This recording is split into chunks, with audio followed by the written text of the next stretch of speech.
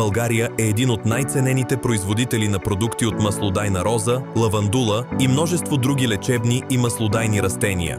За да се осигури устойчивото бъдеще и международното да продължи да нараства, трябва да се осигури еднородно, високо качество на посадъчния материал. Пазарът на екстракти от лечебни и маслодайни растения и продуктите, произведени от тях, непрекъснато расте, но заедно с него и конкуренцията. Изискванията на международните купувачи са за постоянно и устойчиво качество, което стимулира производителите да обръщат повече внимание на еднородността на посадъчния материал.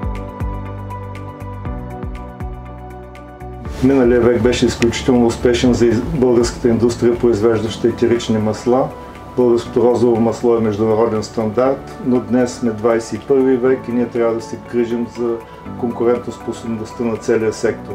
До сега в България оценката на посадъчния материал е единствено по фенотипни признаци, но мисията на нашата оперативна група е да въведе молекулярни маркери, нови методи за оценка на качеството и сортовия състав на посадъчния материал.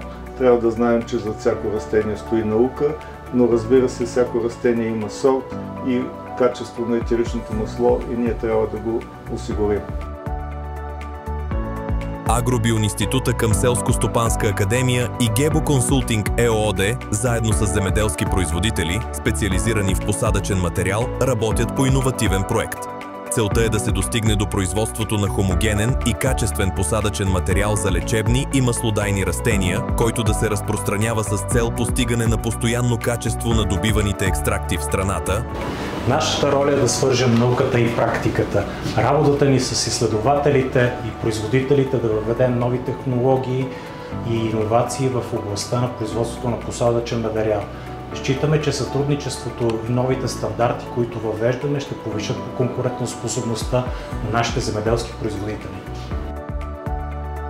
Резултатите от такива анализи на посадъчен материал от лавандула от различни производители, предназначен за създаване на нови насаждения, показва, че сортовата принадлежност на една значителна част от анализираните растения се различава от обявения сорт за съответния посадъчен материал.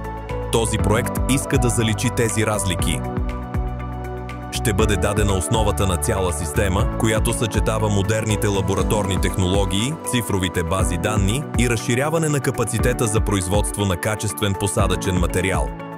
Посетете сайта на Гебо Консултинг ЕООД или Агробионинститута или сканирайте QR кода. Бъдещето е в иновациите. Присъединете се към нашата мисия.